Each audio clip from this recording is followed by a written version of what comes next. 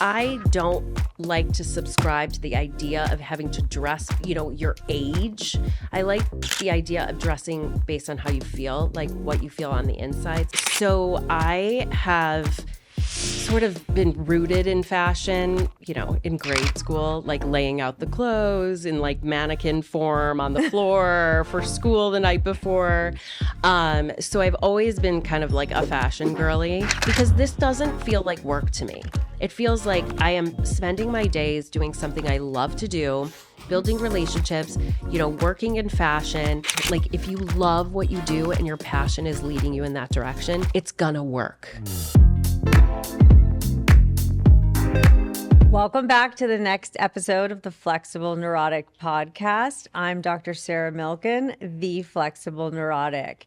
This is the midlife self-reinvention podcast where we go through all the Uggs and fabulosities of midlife. Today, I have a rad guest. This is like a blind date, okay? I saw this woman on Instagram, started following her, buying her shit on her links, and I'm like, I just love her energy. I want her on my podcast. So I DM'd her, and she said she was going to be here another week, a different week, because she lives in Chicago. And then she happened to say, oh, I'm here this week. And I'm like, can you come tomorrow, like at 11:30? And she was, yes. So I don't know anything about her, but I'm going to tell you the following. She lives in Chicago. She's a wardrobe stylist. She was on Shark Tank. We're going to get into that. And she puts together the most amazing fashion lookbooks. You're going to love her. Her name is Kim Preis. Hi.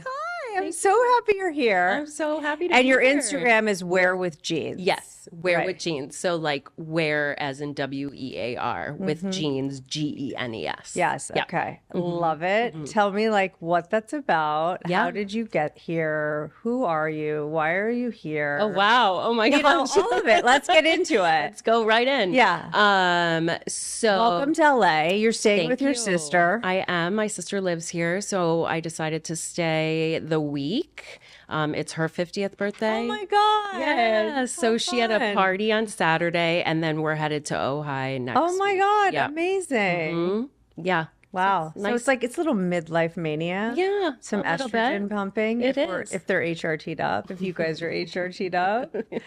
Yep. So tell me how you got into all of this.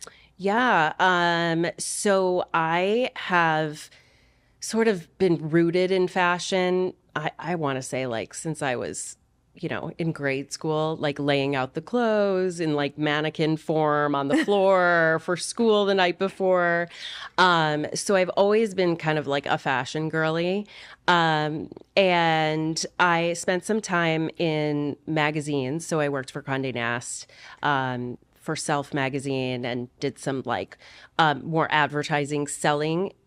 And then following the 12-year stint in advertising, I started a business, which was a maternity clothing line business. So it was like novelty t-shirts that at the time, it was like early 2000s, like 2004 or 5, when like the maternity boom was happening, like all the... Was that like when the 7 jeans and those brands, like Yep. you could start getting the maternity? Yeah, and it was like the Julia Roberts was pregnant, Sandra Bullock was pregnant, Britney Spears, like so you all rode that train. I wrote it, yes, and created this like sort of high-end novelty t-shirt line that I sold out of my home for 7 years, and it was a very simple business model, produced to sell, didn't have any overhead, sold over like 1.5 million out of my basement. When I read that, I was like,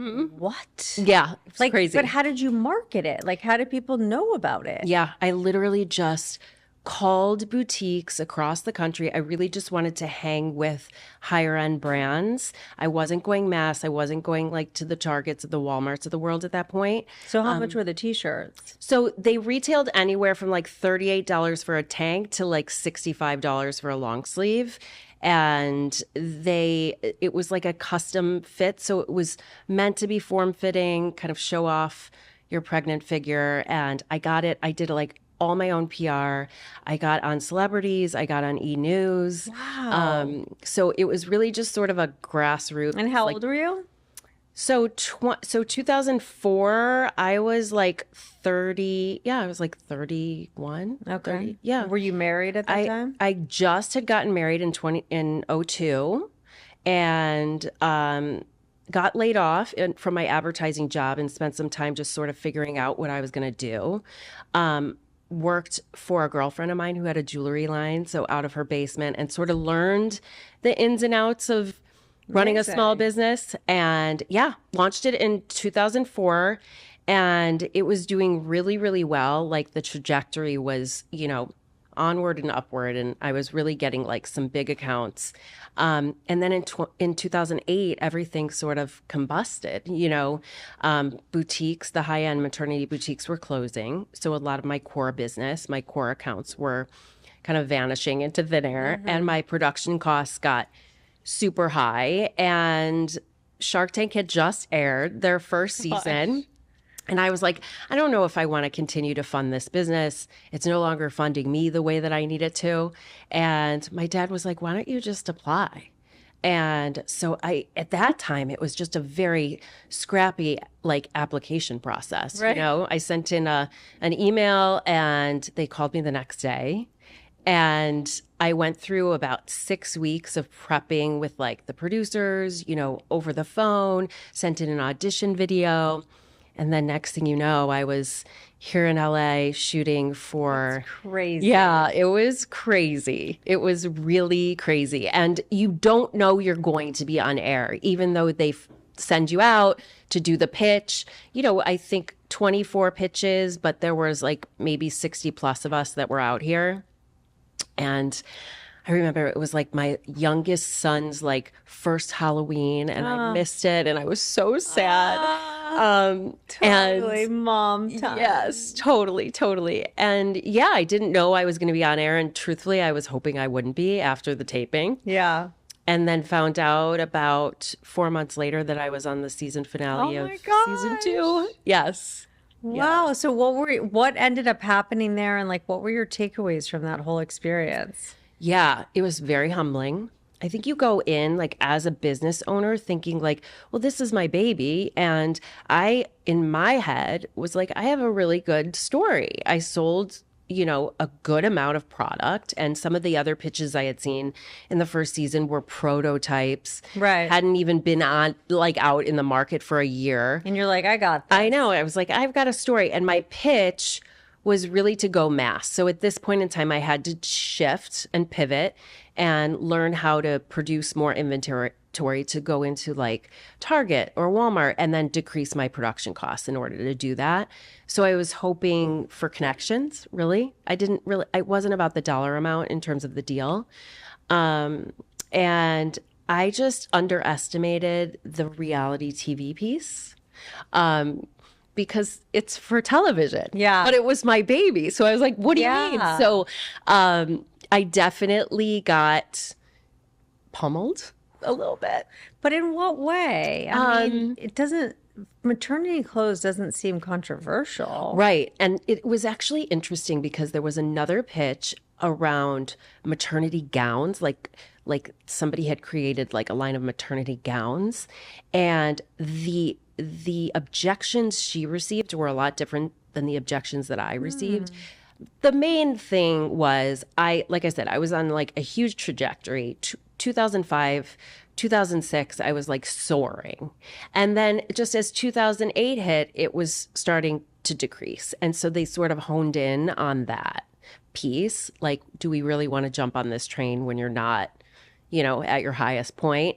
And then I got some objections. So that's what the judges were saying? Oh, so you were being grilled by the judges. Yeah, by the panel, by the investors. And you're like, fuck you. I just chose to do this. Yes. Oh my God, that's so hard. And there has to be some formula to the reality TV where one or two or three people have to take one for the team. Or it's not interesting TV. 100%. And it really was just I later learned, all the calls that I had with the producers, they were really trying to find your weak spots and your hot buttons. And then that's how the questions Oh my were delivered to gosh. you because they So it was want like the the high school reaction. mean girl table. It was. Wow. And I cried. Oh no. Yes. But honestly, it was the coolest experience. I mean, like now just having like to hang my hat on that is Very cool. really cool. I mean, there were 22,000 applicants and 24 people made it to air.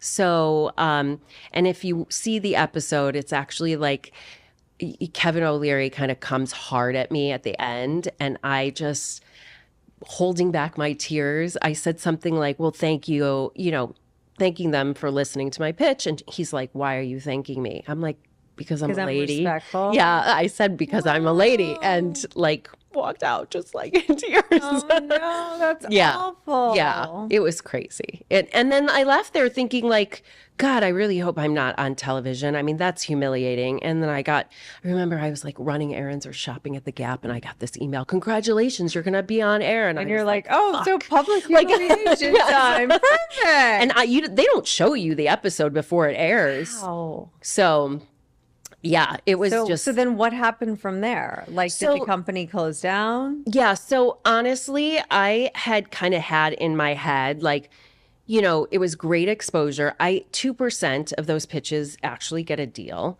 I knew obviously well before I aired that I didn't have a deal. But I was kind of riding it out and then just kind of decided, you know what, I'm going to start looking for a job.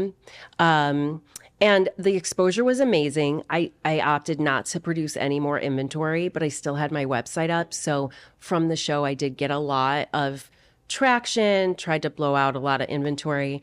The people that reach out to you, life coaches, marriage proposals, like you wouldn't, it was, oh my gosh, what an experience. Yeah, I know. It was total experience. Like things like handwritten letters on LinkedIn, like people are, it's amazing. Invested. I know, really You're invested. Like, life. And then they like looped it on CNBC for years. So I'd be at the gym and like the big screen TVs are like while people are on the treadmill, I'm like, oh my God.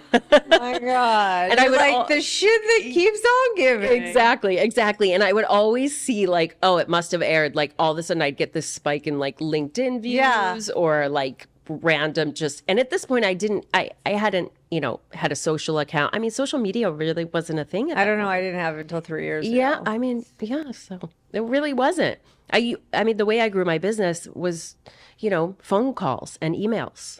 Mm-hmm. What a concept. Yeah. Right? Exactly. Talk to people. Yeah. Yes. Leave a message with a receptionist. Mm-hmm. Yep. Wait for a call back. Yep. Oh my gosh. Yeah. Those were the days. Woo. Yep. Yeah. That's crazy. So then what happened from there? So you basically sort of went, like your business kind of went into... Yes. Into like sort of, it was selling off old inventory. Yeah. And I'm like, you know what? I've got to just go out and get a job. I was, my personal life was a little volatile at the time. I had just had my second baby and he was now around maybe even not even 2. And I'm like, I just gotta like get back out there, like get out of my house, like start working again. I was 40 at this time. So I was like 40. And there was a startup called Trunk Club that was starting in Chicago. It was a men's clothing service. And I was introduced via a friend to the founder. And so in November 2011, I started with them as a stylist. And, it was very conducive to what I like to do, but it was primarily men or exclusively men at the time. And at the time I was, I think, a number 27 of 27th employee hired. And I spent 7 years with that company as a stylist. And Nordstrom then later acquired Trunk Club in 2014. So we saw that like pretty incredible acquisition happen. So that startup culture was, deep in my roots between having my own business and then watching this kind of flourish into just like something we would have never imagined, but later moved into styling women as well. And so, spent 7 years there. and then moved on to the Real Oh for my a gosh. hot minute. Um, Did you like that? um, Mixed bag? yeah, mixed bag. It was, I love the idea of luxury resale, sustainable fashion. I have some friends who are obsessed Yeah. with that whole thing. Yes, and it's amazing for the customer who wants to buy, but from an employee or for a seller, it's pretty challenging. Yeah. Okay. Yep. And I like just kind of continued working with some clients on the side. I'm not sure if I really wanted to continue styling. I think I had been really burnt out. Trunk Club was a hustle. I mean, we were there from 7 in the morning till 9 at night every Wow. day. I was a single mom. I had 2 little kids. I was So who was taking care of your kids? like nannies, like babysitters. Yeah. So you were basically like working to pay the nanny? 1000%. Wow. Yeah. Yeah. And then I kind of left fashion for a minute and did some digital marketing and corporate. And at that time, I had decided in 2020, like beginning of 2020, I always wanted to start a social account. Everyone always said, like, you really should. People are always asking, like, where I would get things, buy things, how to style things.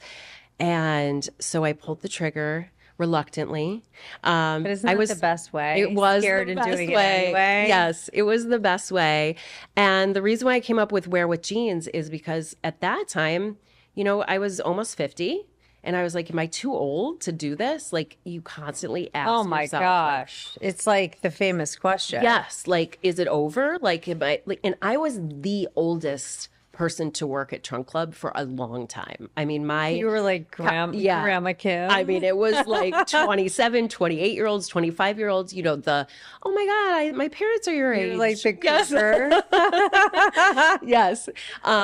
So when I started it, and I thought like Wear with Jeans was kind of cool because I don't like to subscribe to the idea of having to dress, your age. I like the idea of dressing based on how you feel, like what you feel on the inside. So like your jeans, like your inner self, your Oh. and it's a very common thing to say as a stylist, like, oh, that top's so cute, you could wear it with jeans. Yeah, totally. So it was sort of a play on words, and that's kind of how it came about. I love that. And so you just started an Instagram account. I started And an- was the original Instagram account what it is today? And what year was that? So that was 2020. Okay. And at that point in time, I was working for a digital marketing startup, and was doing this on the side. So I had like kind of decided, you know what, I'm going to do a little side hustle, start building some clients back, using social media as a tool to get people to, find me again. And I have some friends that have been doing blogging for a long time. So some really valuable help. And I really I immerse myself into like how to build a social account and, how to like photography and just social media strategies and SEO and all Oh my the gosh. things. All the things I don't do. Yeah. Mine is more just like throw shit at a wall and see what sticks. Yeah, well, I still do that too. And yeah, it just sort of evolved over time, and it's very humbling. I feel very vulnerable, like 99% of the time, just like putting myself out there. But, I've seen a lot of really good traction. It's now a little over 4 years since I've been doing that. And then my styling business has really, taken on a life of its own and become my full-time gig. Wow. Yeah. Okay. So your styling business is how old now? So I started as a true side hustle in 2020. Okay. And then I was laid off again from another corporate job. You weren't meant to be there. I wasn't meant to be Yeah, there. too creative. Yeah. Too fun. Yeah. I worked in for Grubhub as like, as an account manager. And at that point I was just like, I just need a steady paycheck, like, try to get like my footing and use it sort of to fund my little side hustle. Totally. Got laid off last June, so it's been a year. And there was some runway there with severance. And I'm like, this is the universe telling me to do it. I had just hit 10K followers on a Friday and got laid off on a Monday. And I was like, okay, I'm doing it. Like, this is like, I love that. And I just kind of put my like head down. I cried a lot. I was like, am I going to have to go back into corporate? You know, what am I going to do? Fashion jobs are really, you know, they're like a solid fashion job. They're like hard to find, especially in Chicago. And the advice I was given is give it till April or May. And then if you feel like you're really not making any headway, like kind of reevaluate. And April was my best month. Wow. So yeah, I'm just like being a little bit more aggressive about reaching out to old clients and being more proactive about putting myself out there. And so are these in person or Zoom consults? Like, what's the structure of it? yeah, so it's everything. I do in-person closet edits, so like a full edit, where we'll go through your closet, kind of talk about what you own, how to wear it, what you should purge. And I'm a hoarder. oh, Yeah. so then we should do a closet edit. It's like, it's not a good scene. Yeah. It's just not a good scene. Yeah. So I'll do in person, and I've also done virtual sessions, which are really fun. We set up like a FaceTime call or a Zoom call in a client's closet, and we'll kind of talk through things. And then the logical step beyond that is doing these virtual lookbooks or custom lookbooks, where I will lay out, which I think you've seen. Yeah. But I'll lay out like a PDF document of like how to wear and style your That's pieces. very technological, Kim. Oh, I'm you're like, nice. damn. I mean, maybe it's easier than it looks. Yeah. Maybe it's like a Pinterest thing. I don't know, because I'm not skilled enough. But I was like, that looks good. Yeah, it's fun. It's really fun. And so I'll do anything to like, you know, like I said, in-person virtual styling sessions. I can digitally catalog your closet through an app, Fuck. which is like Clueless. A lot of people Yeah. I'd reference be it. like, are you really sure that you want to catalog all my shit from 1984? Yeah, well, I think that there's this misperception or that, you know, working with a stylist means you have to go out and buy all new Totally. clothes. Yeah. And that's not the case. I think ultimately, if you learn how to wear like your workhorse pieces or your core pieces or the ones that you really feel like, you know, bring you the most joy, you'll learn that you only need a few things to supplement here and there. You can tell my husband that because he thinks that, you know, he thinks I overbuy. Why do you need 6 of everything? The whole thing. And I'm like, I don't know. Yeah, yeah. So I have that offering as well. And I've done styled photo shoots. I've done event styling. I work with like brides, mothers of the brides, grooms, and like plan trips, packing trips. So if you do a virtual thing, you're going through their own stuff, but then are you like, okay, wait, you don't even have a white shirt? Yes. Like, Yes. So we'll make a list. Typically what I like to do is following an edit, whether or not they want to move forward with like a curated lookbook, I will sit down with them and make my suggestions of like where there are some gaps that could really round out your wardrobe, and either take that and create a lookbook and give them some shoppable links. I don't sell product. I don't want anyone to ever feel like they're being pushed merchandise for me. That is not. so you don't make a commission on the clothes? I do through commissionable links. Oh, I see. But not if you have a client. Exactly. Got it. Exactly. But my goal is really just to teach people how to, you know, get reacquainted with their closets, you know, find their personal style, use what they have, and kind of eliminate that mindless spending. Oh, that's my specialty.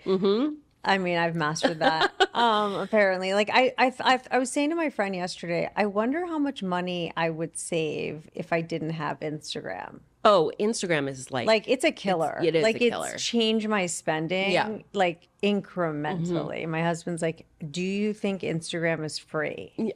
Do you think Amazon is fucking free? Yeah. And I'm like, I don't know. Yeah. It's very hard to not get that dopamine hit of shop, pay, click, shop, and pay, it's so click. easy. It's just So like tap, easy. tap. You could and be then all this anywhere. shit comes and I'm like, fuck. Yep. Yeah. Yep. And then the returns. The returns, oh my God, kill me. I know. You do returns for people? I will do returns for people. I've done like in-person fittings where I'll bring all the merchandise to your house and we'll do like a fitting, and then I'll take it back and do the returns for them. So yeah.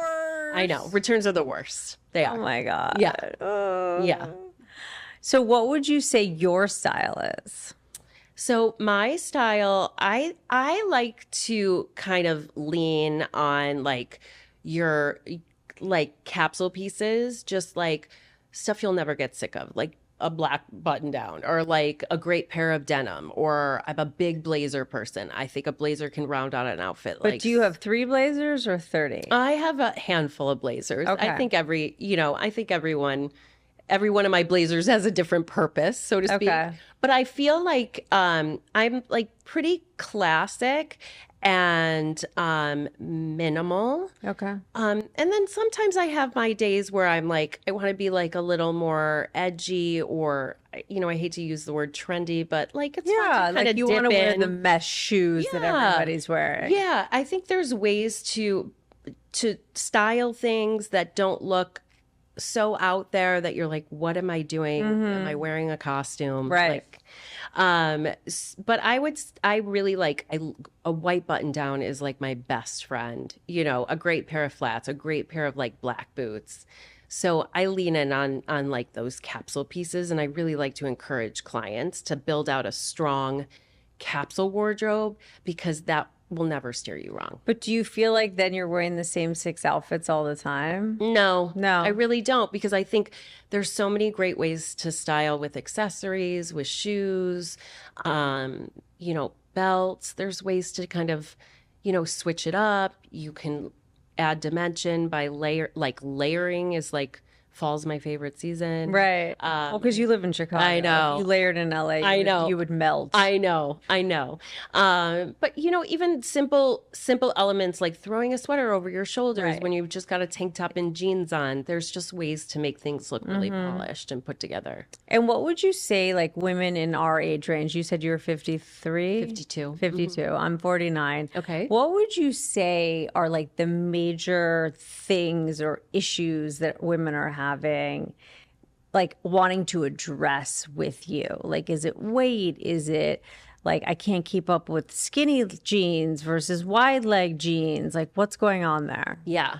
Well, I think there's like a handful of things. There's, we're all kind of COVID fatigued when it comes to our closet. So I'm starting to see kind of an uptick in people like walking into their closets now, and they're like, I can't wear this stuff anymore. I'm either back at the office, or I'm going out again, or, I'm dating, or I'm traveling, and their closet has become just sort of, Like sweatpants, Lululemon, no shade to Yeah, Lulu. yeah, yeah. And so they're looking for kind of an update to feel more polished, more elevated. So I have that piece, which is working really well for me at this moment. I think like it's taken that 4-year period, like 2020, end of 2023 into 2024 is really starting to see people like, I need to really address this closet of mine. Yeah. And then, yes, I do have a sweet spot of clients that are, probably in their late 30s to early 50s, many of which I hear, oh, I'm too old to wear that. Yeah. And that is like, I will never tell you you're too old to wear something, because that's really the premise of why I started my business. I mean, I love to wear shorts. I have clients that hate to wear shorts because they feel like, well, I'm too old to wear shorts. And I try to teach them to find new confidence in what they're wearing.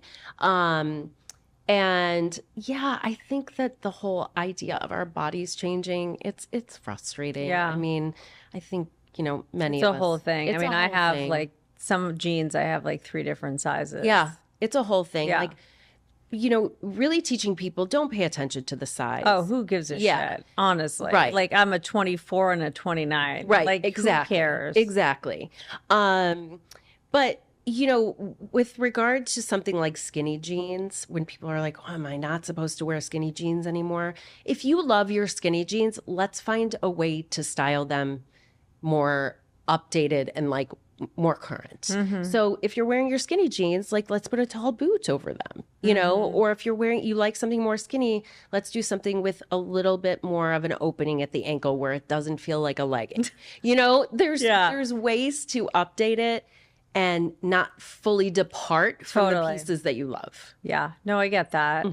And do you feel like women are open to this capsule idea? Because I feel like we're in a society right now where more is more is more is better, you know, where it's like, let's get it in every color and blah, blah, blah. Capsule for a hoarder is really hard. You know what I mean? I'm like, don't fucking tell me that I have to scale down my shit. Yeah. You know? Well, yeah. It's hard. But I see my husband dresses very capsule-like. I call it a very upscale UPS uniform. I love that. Because it's like the same shirt in 12 colors, the same shirt in the same color, and then the same with the pants, like the 3 vests. And it's like, you don't even know it's a different outfit. And he's like, how's this blue jacket? I'm like, it's the same as your other 4, but whatever. Yeah. And he just doesn't understand that doesn't work for me. Like I enjoy clothes. I want to wear different clothes, but I do see the need for the capsule piece of it. So you're not just constantly buying more and more and more and it never ends. Yeah, I think that if you know, a capsule should kind of serve as, you know, what I like to call like your workhorse pieces, like the pieces in your wardrobe that are working the hardest for you, like your favorite jeans, like I said, or a great pair of flats or heels or a blazer.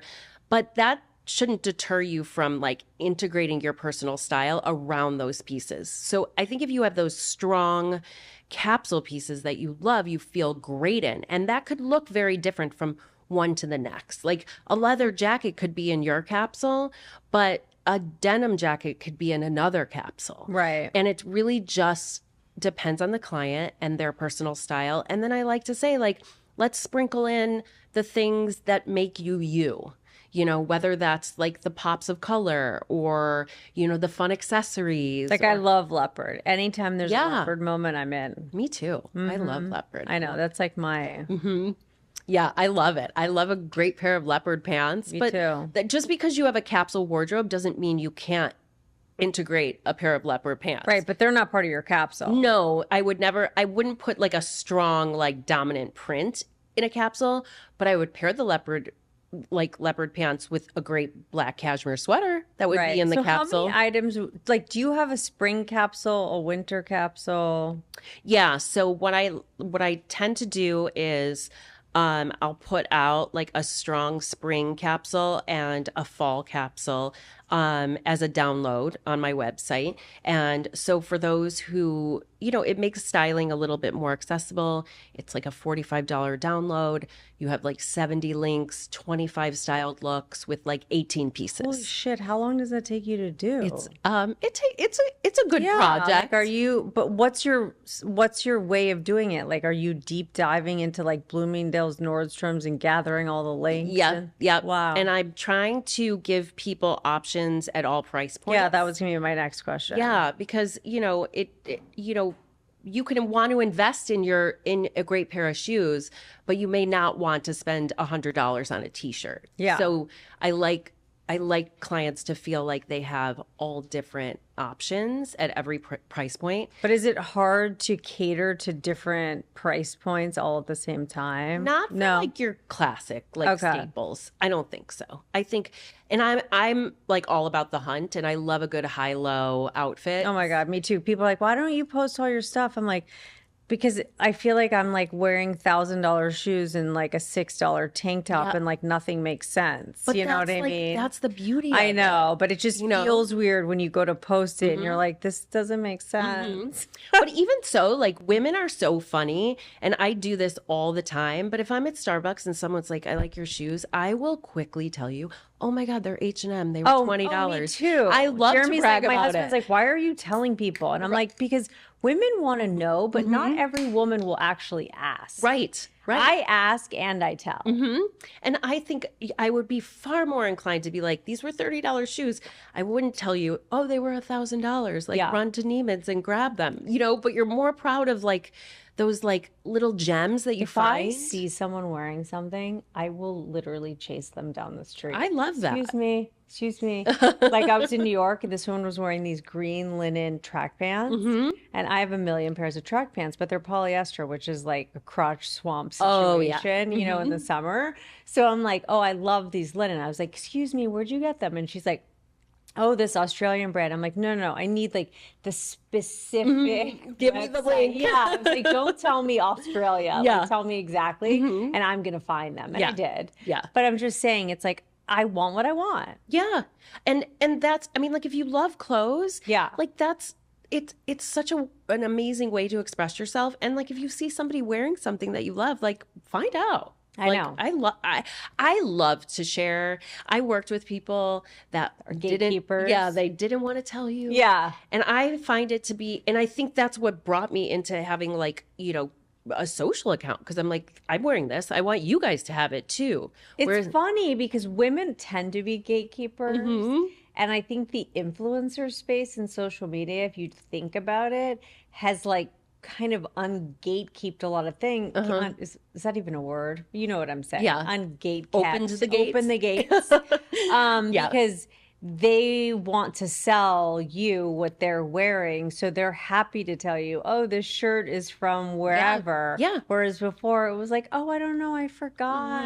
I don't remember. You know, it's kind of funny if you think about it. It is. It is. right? It's very funny. I'm like, why don't you want to say? But and I understand. I mean, I understand if it's like in a close knit circle of people that all of a sudden you're starting to see this trend where everybody's like dressing alike, and you want to kind of, you know, maintain your individuality. But guess. still, I have always been like an oversharer. Yeah. Like I love to spread the wealth. And where are you willing to spend your dollars? Like, are you diving into the expensive shoes? Are you diving into where's your... Yeah. So I think that where I am willing to invest is outerwear, obviously, because in Chicago. I mean... Yeah. I mean, we live for our outerwear. It's like the biggest perk for living in Chicago is because you can Yeah, but have those so are many jackets. expensive jackets, Yeah. too. Yeah.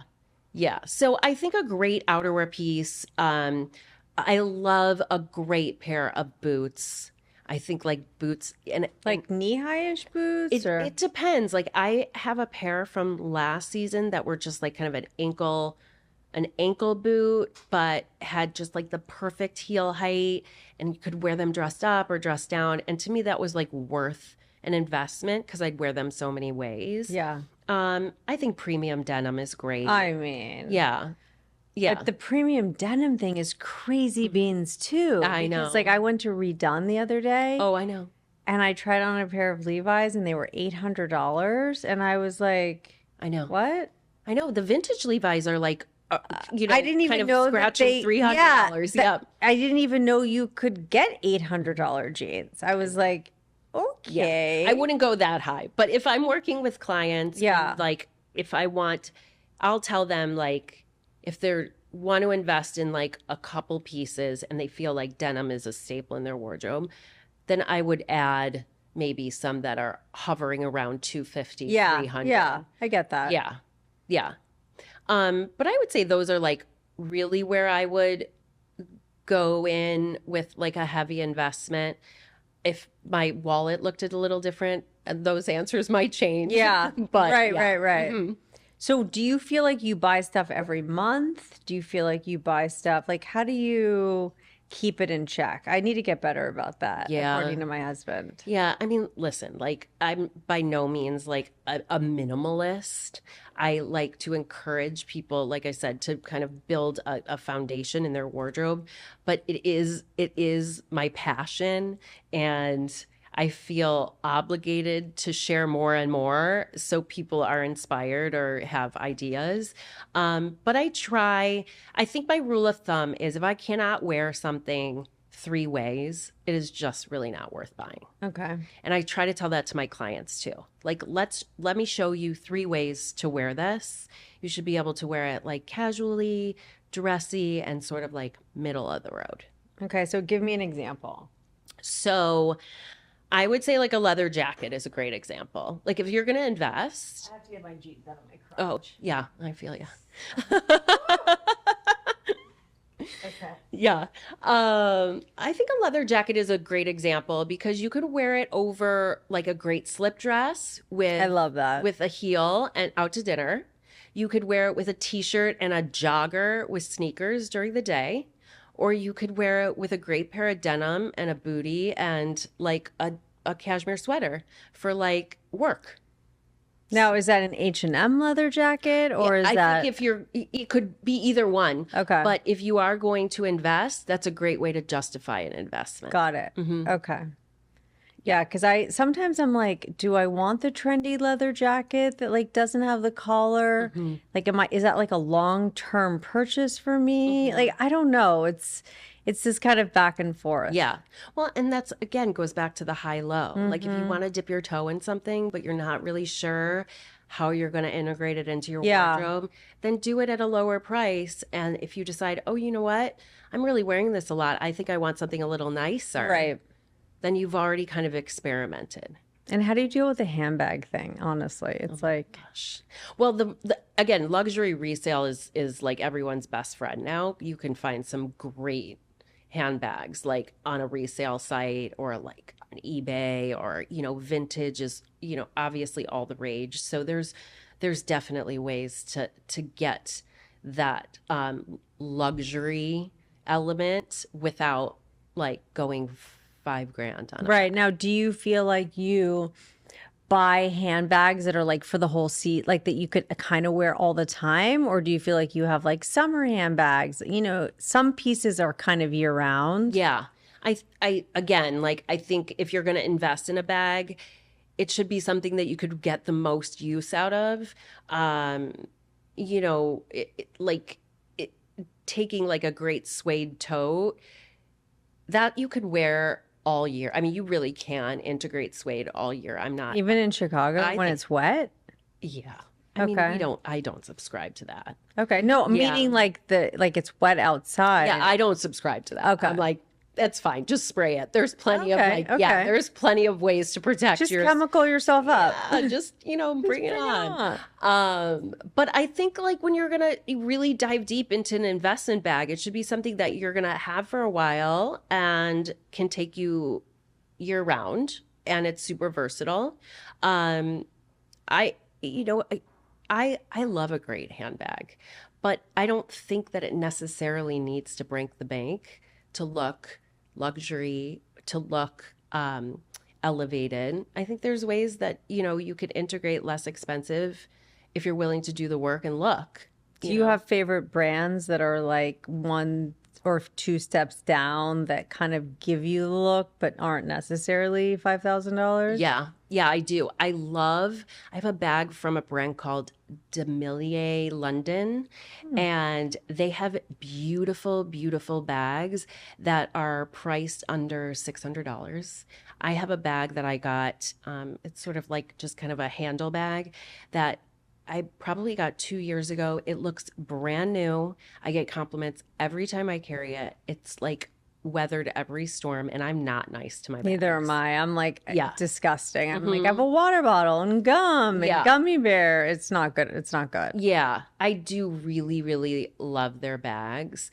I'm trying to think of, I mean, Ghani has some great Yeah. bags. I think like some really great little like evening bags or smaller bags. I'm trying to think of who else that I sort of gravitate towards. Little Lifner, I love. I don't know that. That's a great brand. Okay. Is that like Parker Thatch kind of? Oh, I love Parker Yeah. Thatch. Yes, one of my favorites. I have their little suede Yeah, that's a Charlie great bag. which is a great bag. But yeah, Little Lifner is like great leather suede totes, like shoulder bags. Again, like I want to say under $600. Yeah. And jewelry. Are you like everything's real? You don't care? You're ordering hoops from Amazon? Like, where are you on that? Yeah, I'm sort of like not everything is real by any means. Okay. I love a good, Me too. accessory. I don't give a shit if it's from Amazon. Yeah, I don't either. And Yeah. I loved finding like Etsy has great finds, with, Yeah. like vintage earrings. There's a lot of amazing jewelry brands out there that you could get, for under $300, like a beautiful necklace or some stacking rings or some bangles. I don't think it has to be real. Yeah, that's how I am too. Some of my stuff is so mixed together that sometimes I question. I'm like, I don't even know which ones are the Amazon Well, then ones, you're right? buying some good Yeah, ones. I'm like, oh no, what's happening here? And I'm also like not the most organized person, so things tend to like make it into different drawers and whatever. That's definitely something that needs to be worked on, for sure. Do you find that packing, like have packing disorder for sure. It goes hand in hand with the hoarding. I need to have everything and the kitchen sink in my suitcase. My husband has like a mental breakdown every time we travel. I see that you do some packing stuff. Like, what is the strategy there? Like, can you help someone as debilitated as me? And it's funny because my girlfriends are like, the way you pack is not the way you teach your clients to pack. Oh, really? And I think, yes, which is hilarious. I am the girlfriend that goes on trips and checks my bag when everybody carries on. And it's like for those who can't do, teach. Yes, exactly. So I love doing packing lists with people. I think it's great to, and in this app that I use, you could literally map out like outfits, like put them. I saw that, but is like, do so people cool. actually, like, I don't feel like I would follow the fucking rules. It's really, I think people really like to adhere to that if they want to, travel light. Yeah. And I like to talk about the itinerary. What are you doing on the trip? How many dinners do you have? And let's pack it by outfit and see like where you could do some overlapping so you can kind of get rid of the excess. And if you map it out and really do it by day, you really start to eliminate and end up with like But far do you less. pack it by day? It's like, You can pack it by day. I think the idea is to really map out what outfits you're going to wear. If you've got very specific events, for instance, if you're going like away for a wedding and you have that's different. That's different. But if you're going, to Italy for a week, I think there's a lot of ways where you can integrate like a linen set and then you wear the linen shirt separately from the pants and wear the pants on their own with the tank. And then the tank could go, everything could sort of be mix and match. But I feel like once you've worn a linen item, it's fucked. Yeah, I guess. I traveled in this and I'm wearing it today. But that's not super linen. Yeah. You know what I mean? Yeah. I'm wondering, like, well, because we travel with a steamer. Oh, yeah. Like, that's a really big deal for us. Like, my crucial. husband and I are, like, obsessed with the steamer.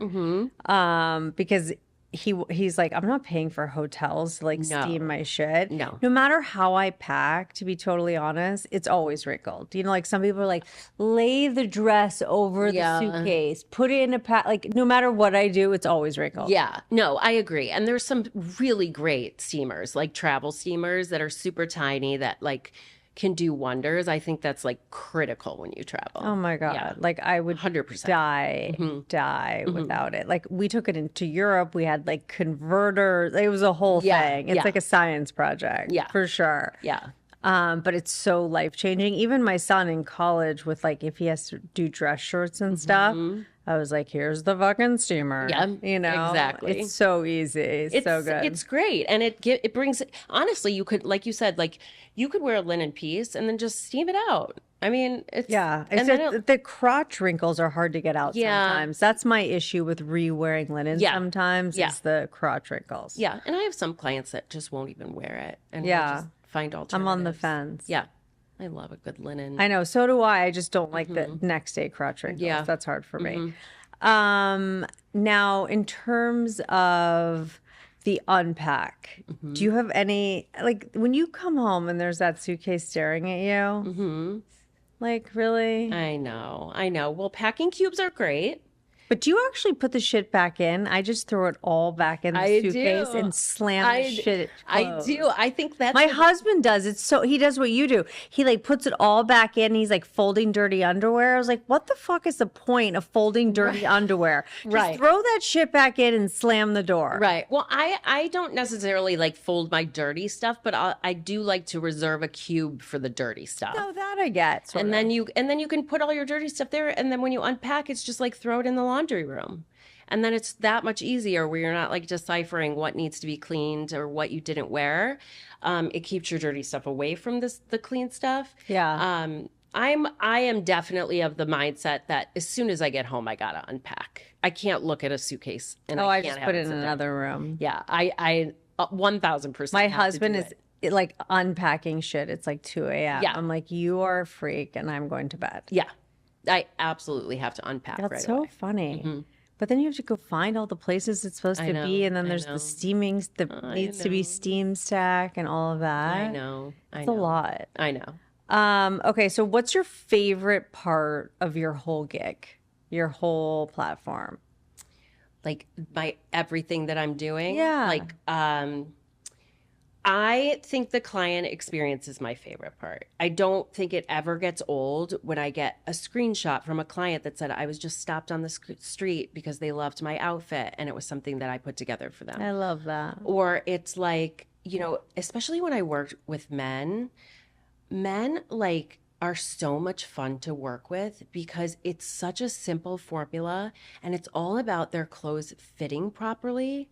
And all of a sudden they feel so much better about themselves when they're wearing clothes that fit. And I have gotten, I mean, I even like very recently received a message from an old client from Trunk Club who was probably, you know, he was a client that was not local. So someone who I would like send clothes to. And I was sharing something about my business on LinkedIn, and he wrote to me, "You changed my entire life when I was building my career."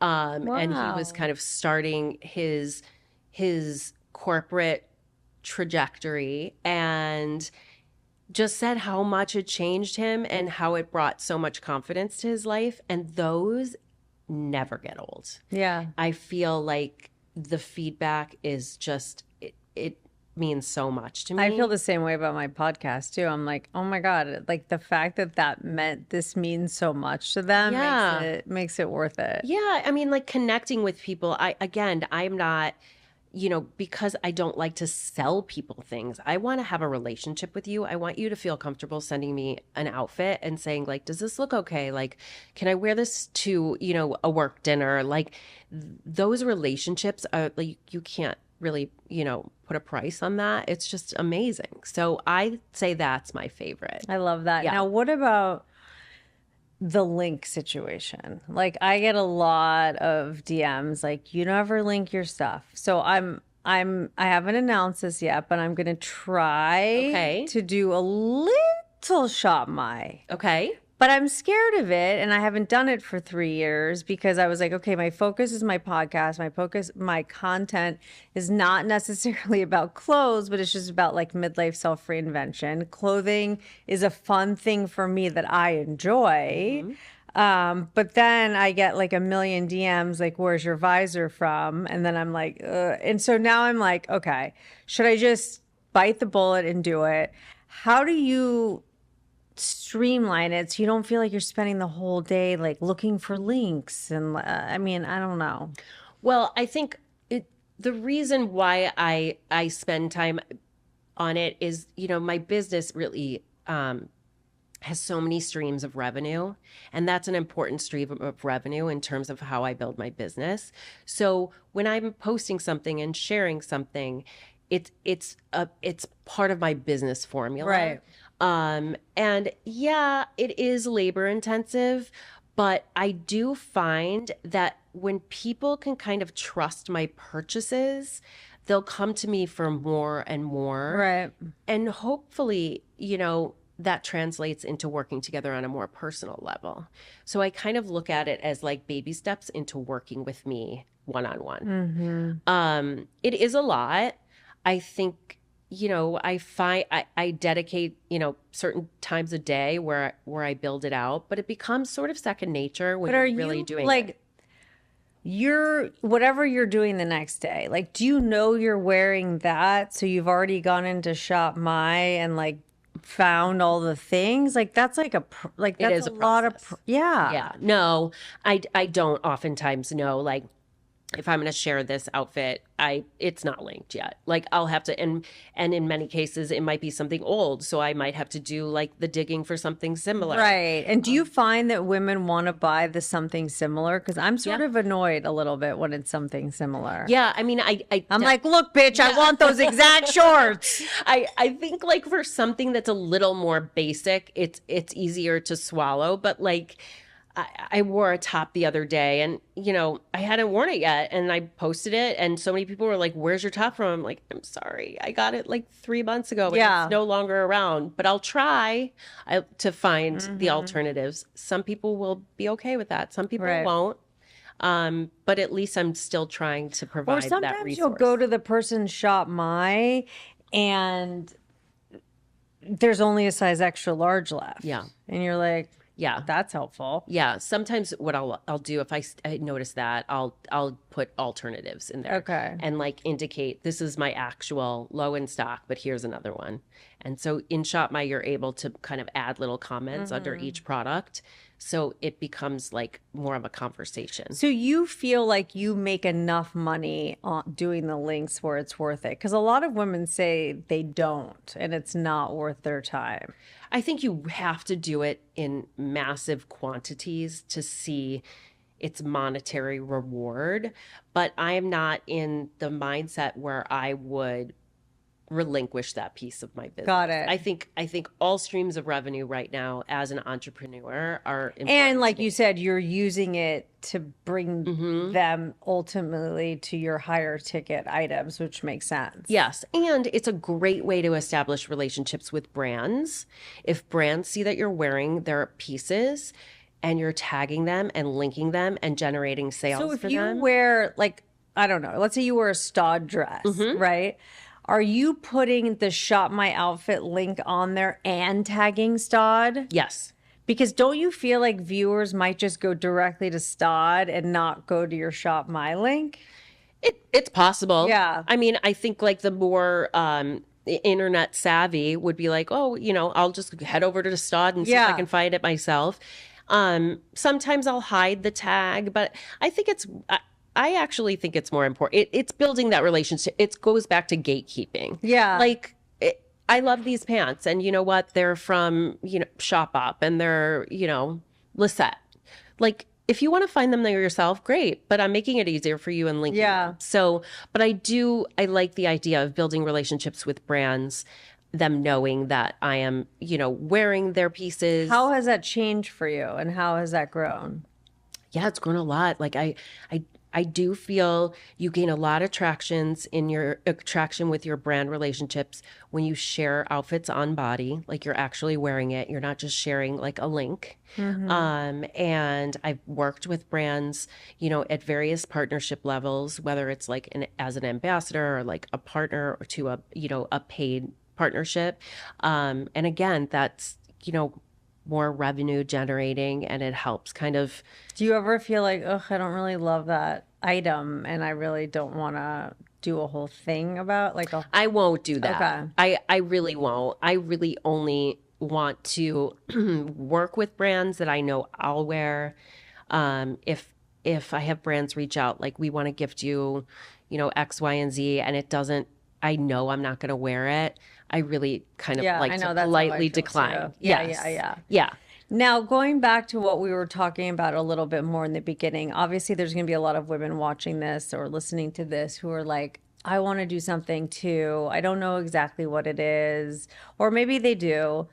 What would your biggest piece of advice be for kind of jumping off the hamster wheel and saying yes to yourself and becoming like putting yourself in a vulnerable place like you referenced a few times? Yeah.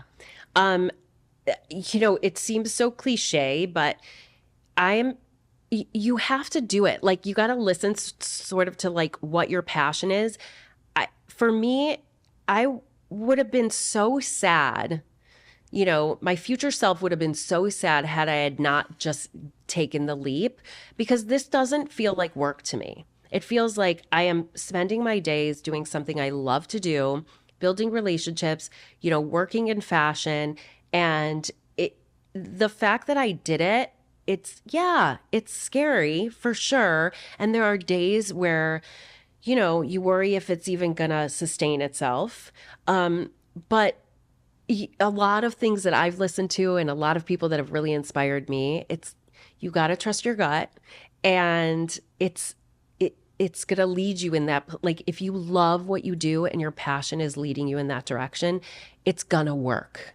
So why not take the leap? You know, I hated the idea when I turned 50, I was like, it's over. Like, I felt like I had like hit this hill and then everything was just going to go down.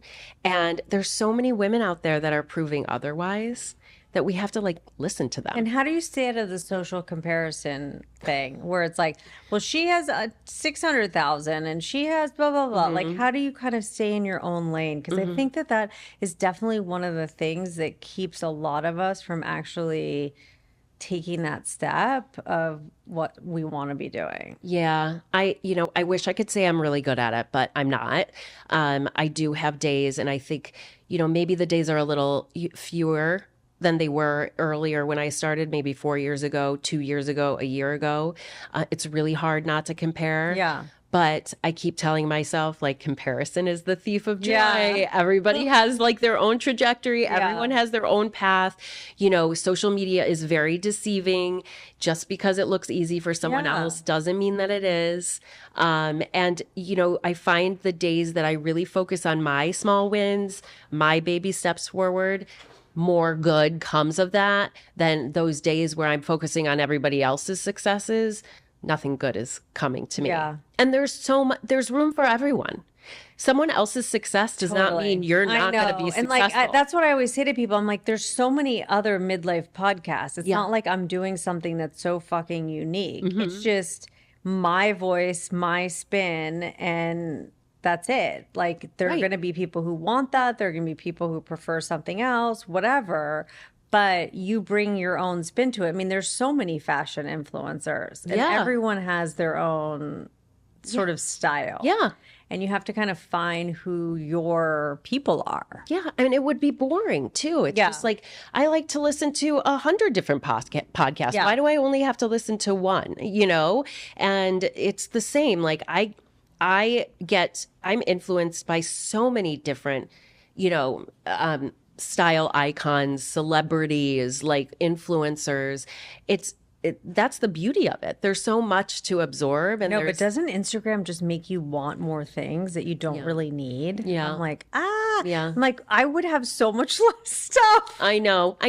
And, you know, I've started to lean heavily on Pinterest where I'll create like mood boards and things that like inspire me, and then try to take those looks and see how I can recreate them. And then it feels like, okay, I don't need to. No, I've even done that with your stuff. Oh. Or like I screenshot it. It was like a white skirt and red shoes or something. And I was like, I have all this shit. I'm just going to like do it in my closet, you know? And honestly, many people would surprise themselves if they, you know, did that challenge and just looked at some inspiration and then went into their closet to recreate it. You don't need the exact same denim shorts or the exact same linen shirt. You can find, you know, probably, very similar pieces in your own closet. And do you get into a lot of those things like some women are like, the length of jeans is important. Mm-hmm. And I have a friend who is also a fashion influencer, and she's like, Sarah, people don't understand that the length of jeans is everything. Mm-hmm. And she'll show me like a picture of different girls wearing the same jeans at different lengths. And it's like, then it becomes like a tailoring project. Yeah. Where you're like, okay, these are the jeans that you show ankle. These are the jeans that you don't show ankle. So I started like writing with a Sharpie pen on the tag. I love that. Or I'm like, okay, these are the low-waisted Levi's that require heels. Yeah. Yeah. Because I have like 100,000 pairs of jeans. There's no way to know what's what without going through the entire closet. Do you have tricks for that? I think there are some tricks that you can do with certain jeans. I mean, certainly, like, there are pieces that are a bit more pigeonholed for a heel. But I think that if you tailor them based on a shoe that you're going to wear most often with those jeans, you can also, there's ways to kind of tape them up. I'm not good at that. I've tried. I'm like using a stapler. Then I'm using a Sharpie pen to block out the stapler. Like, But you can't go wrong with and when you're short, I know. It's a project. I know. I'm with you. I'm the same. I have to have almost everything tailored. And so I wait till it stacks up and then it's okay, I got to hit the tailor now. Yeah. And it's such a pain in the ass, but it's worth every penny because the shit that you tailor, you wear. The tailor is your best friend. It's crazy. 1,000%. It makes everything that much better. And it goes back to, how clothes fit. You feel better when your clothes fit right. Yeah. It's life-changing. And I'm so happy that there are people like you who are making that easier for women because it doesn't come easily to all of us. Yeah. And I love clothes, but like I have stylist friends who help me and they're like, okay, well, maybe if you wore like a taller heel, the jean would look better. And I'm like, thank you. Yeah. It's funny because I think so much of what I say is very obvious. I know. My friend who has something similar to, it's called Love a Good Stripe. She feels the same way. She's like, sometimes I feel like I'm just like saying the dumbest thing. Yeah. But they're not dumb. It's the details. It's the shit that we don't always think about. Like sometimes a belt with a certain outfit cuts you off. And sometimes you need the belt. It's all these little things. Yeah. And they seem silly, but they're so important. Yeah, I know. It's almost like you have to just speak the basics because people really appreciate the basic tips that will get the most, they get the most mileage. Totally. I think they're very, Like, I'm like, how do you roll up the sleeves properly? Like, do you scrunch it? Do you lay it flat? How many folds is it? Right, You know what I right. mean? I'm like, why am I thinking about this shit? But it changes the outfit. It does. That's why I like to do a lot of, whether it's I could see you virtually or I'm with you physically, I like to really go in and offer those styling suggestions because it makes just a world of difference versus just like throwing on a denim jacket. I like to roll the sleeves of the denim jacket and pop the collar and I'm like, wait, okay, when do I roll the sleeves? And then it's like, well, when do I wear an oversized jean jacket? When do I wear a fitted one? Yeah. You know what I mean? I'm like, there's too many options here. I know. But you can change the whole thing. Now, what's been the hardest part of this thing for you? The hardest part is learning to get comfortable selling myself. I know. Yeah. For the first few years, when I was at Trunk Club, we were very scrappy at building our books of business, and that's how we ran. That's Like how a we worked. boiler room. Yeah, I mean, we were just like reaching out to everybody and sending emails like, "Come shop with me, come shop with me," and I may even have a little PTSD around that. I totally get it. Because it was like salesy too, and so now I have to get comfortable again, learning how to promote myself and be more direct about what I'm doing. I just recently posted, I need to stop saying this is a side hustle. This is an actual job. This is my job. Totally. Stop downplaying. It's a passion project. It's a vanity project. Exactly. It's a time filler. It's a fucking hobby. Yeah, I get it. It's like, say what you want it to be and treat it. I need to treat it like a real business because it's not going to be a real business if I call it a side hustle.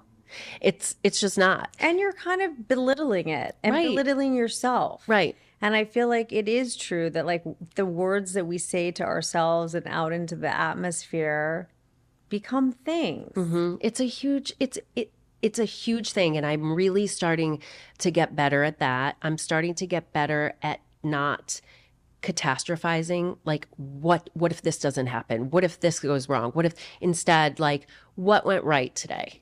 And focusing on the good and the little wins, it really does bring in more wins. Now, do you have a team or it's just you? It's just me. That's like me. Yeah. Yeah. I have a VA who does like some of the podcast Yeah. stuff and whatever, but like the Instagram, it's really a lot of me Yeah. and a lot more of me. And I'm like, oh my God, I'm so tired. I'm like dying. Yeah. You know? Yeah. So and then certain days I'm like want to burn the house down. And certain days I fucking love this, you know? It's like the beauty of being an entrepreneur, right? I always say it's like takes a special person, and I don't know if that is a good thing. No, I don't even know what you don't even have to call it anything. Yeah. It's like you're either in or you're out Yeah. because you have to like be willing to like burn the midnight oil. It just keeps going and going and it never ends. Yeah, That's it that's the does. hard and good part of it, I think. Now, before we wrap up, where can everyone find you and what are the services that you offer? Yeah. So I offer everything from full closet edits, virtual styling sessions, curated lookbooks, packing lists, digital wardrobe cataloging. And you can find everything on my socials. So my Instagram is at Wear With Jeans, and it's spelled WEAR with jeans, GENES. And my website, same, WEAR with jeans. Yeah, you can find all of my services there. Email me directly through the website or DM me through Instagram. So fun having you. Oh my Glad we could work gosh. this out. I'm glad we had a good blind date podcast where we really did. knew nothing about each other, and that was fun. That was so fun. Thank you Oh so my much. God, I'm like thank you. so honored. Oh Thank my God, you. I'm so happy we could like make it all work out. The stars aligned. They did. You. I think there's some crazy statistic that 75% is not gene based. It's lifestyle based. So can we talk about the anti-inflammatory eating? Yeah, and all we're that gonna stuff? do that that's right the biggest, now. That's the biggest thing, and that's part of the reason why I started it for other reasons, but it's really changed everything in my life by eating this way. And